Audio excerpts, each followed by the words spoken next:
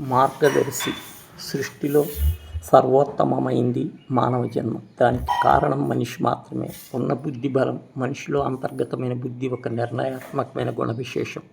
శక్తియుక్తులన్నీ అతడి బుద్ధిని అనుసరించి ఉంటాయి. మనిషి ఏ నిర్ణయం తీసుకోవటానికైనా బుద్ధి అనేది కీలకం. లోకంలో ఎవరైనా మంచి మార్గంలో నడిపించేది సకారాత్మకమైన బుద్ధి ఒకటే.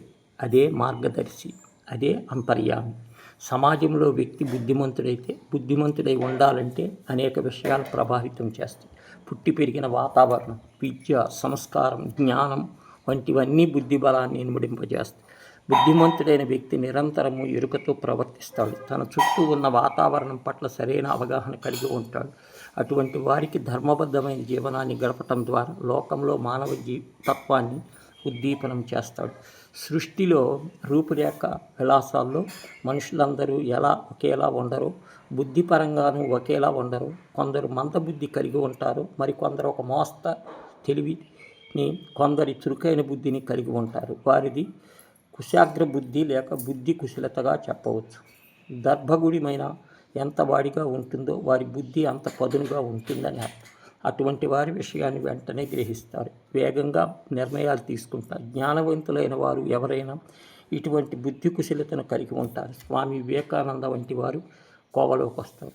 బుద్ధుడు, పరమహంస, మహావీరుడు, కబీర్ దాస్, పండిత్, రవి, గురునానక్ వంటి మహానుభావులు వారి బోధనల ద్వారా ఎంతో ఆధ్యాత్మిక ప్రగతిని సాధించారు.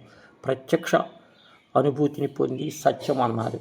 బుద్ధి, అహింస, సత్యం మనుషుల జీవితాలను ఆనందమయం చేస్తాయన్నారు. వర్ధమాన వీరుడు అంతర్గత శుద్ధిని, హృదయం సకల దుర్గుణాలతో నిండి ఉంటుందని రవిదాస్ ప్రబోధించారు. ప్రేమ, సోదర భావము, సమానత్వము, ఆధ్యాత్మిక భావనలు మానవ జాతి పురోగమన దోహదం చేస్తాయని గురునానక్ అన్నాడు. ఇలాగే ఇంకా చాలామంది మహానుభావులు లోకానికి మేలు బోధనలు చేశారు.